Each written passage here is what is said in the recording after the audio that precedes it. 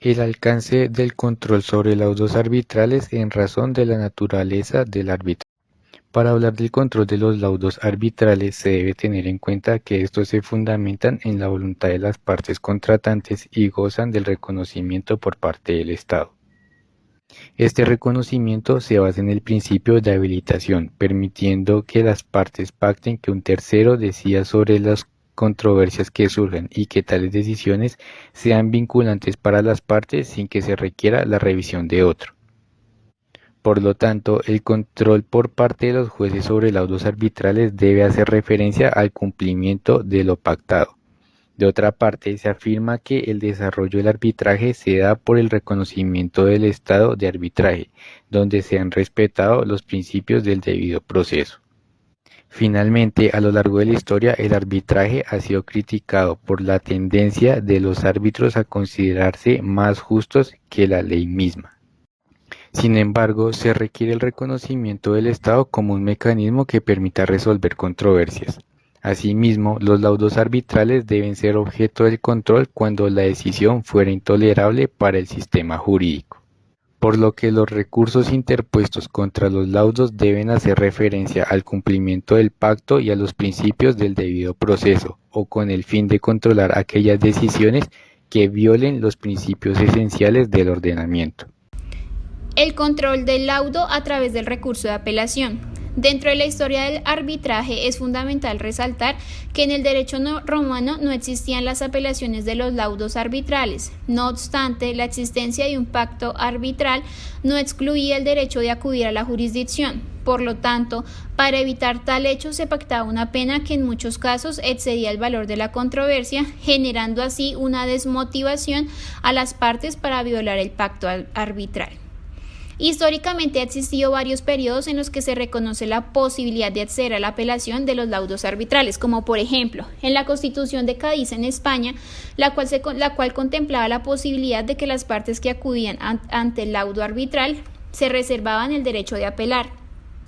En el derecho francés también se contempló el recurso de apelación contra laudos arbitrales. En Colombia, en la Constitución de Provincia de Popayán de 1814, se estableció dentro del artículo 112 que las partes, al realizar el compromiso, podían a su vez reservarse la posibilidad de apelar el laudo.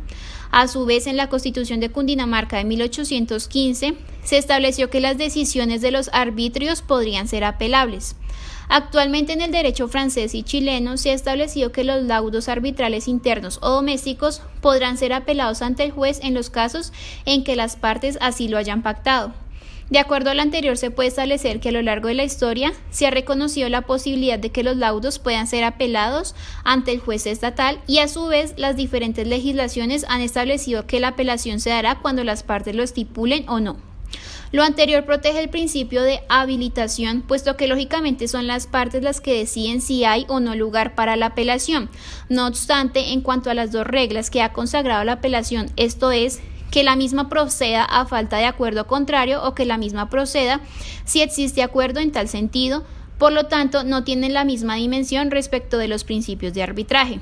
Tanto es así que en algunos casos en los que la apelación opera salvo pacto en contrario, se produce como consecuencia el hecho de que muchas veces las partes no conocen de la existencia de tal recurso y por lo tanto al celebrar el pacto presumen que los arbitrios resolverán la controversia definitivamente, pero lo que no saben es que el laudo es apelable ante el juez.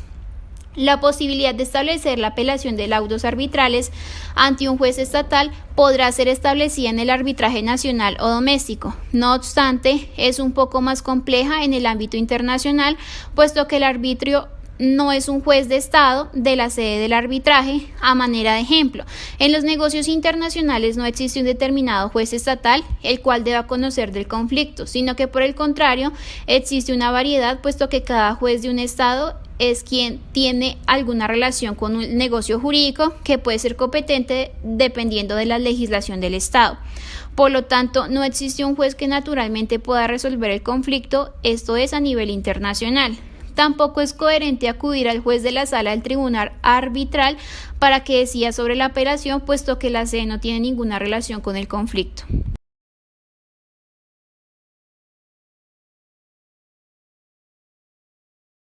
La ampliación del control del laudo en caso de violación de principios fundamentales. El control del laudo arbitral es importante para evitar decisiones inconcisas porque mediante estas puede surgir una afectación del orden público y principalmente de los principios o reglas fundamentales por el desconocimiento de normas imperativas. En Colombia, en algunas de las comisiones que se integraron en el pasado para reformar el régimen arbitral, se propuso un control mayor semejante al previsto en el recurso de casación, pero limitando la violación de la ley sustancial.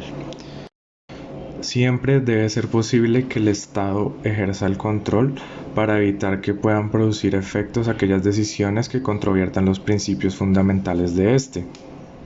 Este es un control de fondo semejante al recurso de casación y el cual se realiza por la violación de la ley sustancial y lo que hace es reemplazar el criterio del árbitro por el del juez.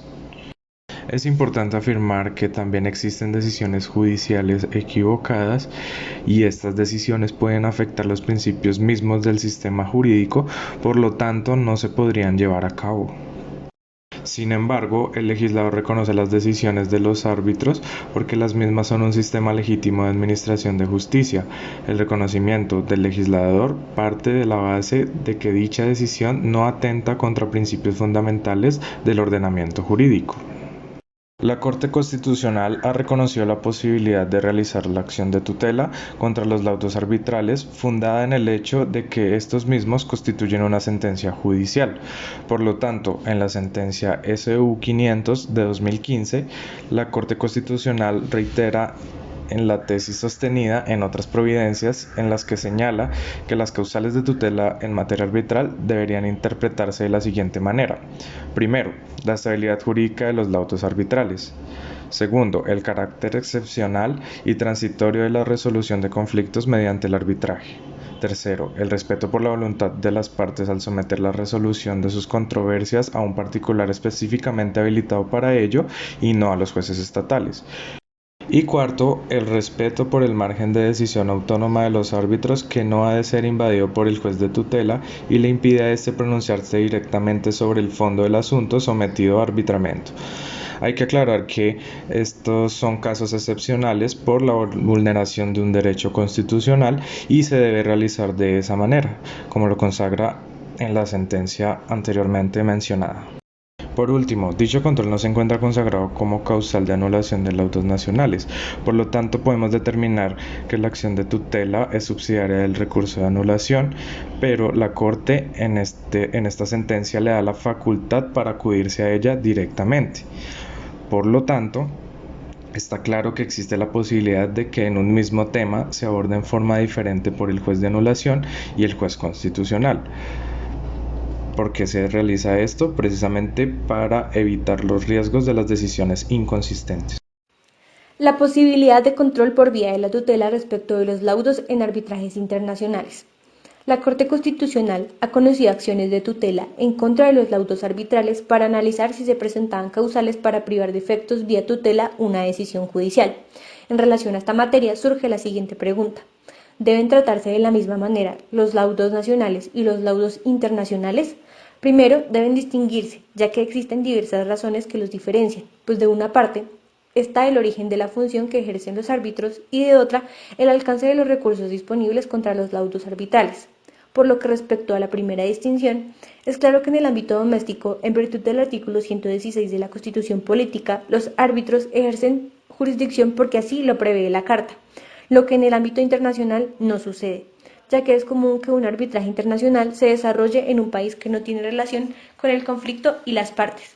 Así, por ejemplo, es perfectamente posible que entre el Estado del Ecuador y uno de los contratistas extranjeros se acordara decidir la controversia en Colombia por un tribunal integrado por un argentino, un español y un mexicano, lo que implica que el juez natural de dicho conflicto no es un juez colombiano y la ley colombiana no puede darle solución a dicho conflicto. Desde esta perspectiva, la tutela enfrenta una dificultad, pues en el arbitraje internacional existe la posibilidad de que quien interpone la queja no sea un nacional, ni siquiera un residente en Colombia y que, salvo por la sede de dicho tribunal, no tenga relación con nuestro país. En estos casos, ¿procedería la acción de tutela?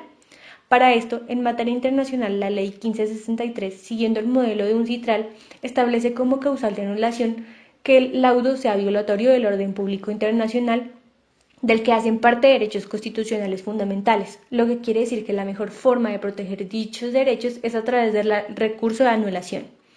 Y consecuentemente existiendo un mecanismo legal que permite corregir la violación de derechos fundamentales por un laudo, no es posible acudir a la acción de tutela, pues este control en materia internacional debe ser ejercido por un juez de anulación o en su caso por un juez de reconocimiento.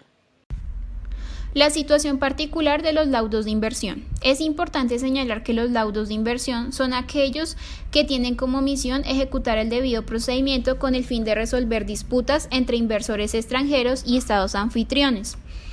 De acuerdo a lo anterior, durante los últimos años, estos laudos han sido duramente señalados y criticados, puesto que se está generando un desequilibrio en el inicio del proceso entre las dos partes.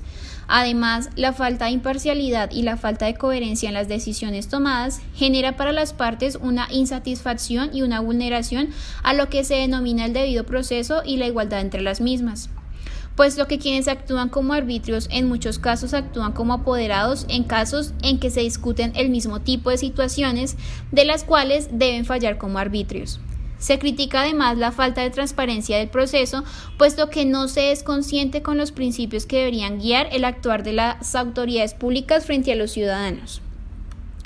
Con el fin de atender algunas de las preocupaciones generadas por estas acciones, la UNCITRAL elaboró en el año 2013 lo correspondiente al reglamento de la CNUDMI sobre la transparencia de los arbitrajes entre inversionistas y estados en el marco de un tratado, el cual fue adoptado por la Asamblea General de la ONU mediante la Resolución 68/109, la cual entró en vigencia el 1 de abril de 2014. No obstante, como dichas reglas solo son aplicadas a los tratados que se celebren con posterioridad al año 2014, con el fin de lograr su debida aplicación a los trámites que se adelantan en virtud de los tratados ya celebrados, se adoptó la Convención de las Naciones Unidas sobre la transparencia de los arbitrajes entre inversionistas y estados en el marco de un tratado. La UNCITRAL continúa estudiando y analizando la oportunidad de modificar el sistema de resolución de controversias, lo que genera y obliga a revisar el sistema de resolución de controversias o complementar el sistema existente y considerar un sistema de apelaciones. Conclusiones. El arbitraje se funda en la voluntad de las partes en conflicto y tiene por función que el conflicto se resuelva a través de una decisión definitiva que tenga el carácter de una decisión en justicia y por ello pueda ser reconocida por los diferentes sistemas jurídicos. Bajo esta perspectiva, los laudos arbitrales solo deben estar en principio sujetos a un control judicial que asegure el respeto del acuerdo arbitral y de las reglas del debido proceso, que aseguren una decisión en justicia. En todo caso, las decisiones de los árbitros, para ser reconocidas, no deben afectar los principios fundamentales del ordenamiento. Lo anterior implica que nada obsta para que en el arbitraje se pueda estipular recursos contra los laudos arbitrales para que sean decididos dentro del sistema arbitral, pues ello corresponde al principio de habilitación y busca asegurar una decisión correcta. Sin embargo, la realidad muestra que es necesario un mínimo de control cuando una decisión viola derechos constitucionales fundamentales. Es por ello que la jurisprudencia constitucional ha reconocido la procedencia de la acción de tutela contra sentencias y laudos arbitrales. En este punto, si realmente debe existir dicho control, el mismo debe incorporarse dentro del recurso de anulación para los casos en que el laudo viole de manera directa derechos constitucionales fundamentales. Esta causal de anulación no es necesaria en materia internacional, pues en el régimen aplicable de los laudos arbitrales internacionales existe como causal de anulación y como motivo para negar el reconocimiento de violación del orden público internacional, el cual debe entenderse que comprende los derechos constitucionales fundamentales. Por lo demás, igualmente no parece procedente la acción de tutela en materia internacional. Finalmente, en materia de arbitraje de inversión existen numerosas críticas al sistema vigente, las que imponen su revisión y eventual constitución de un sistema de apelaciones que garantice la unidad del sistema y del surgimiento de una jurisprudencia uniforme que brinde claridad y seguridad jurídicas.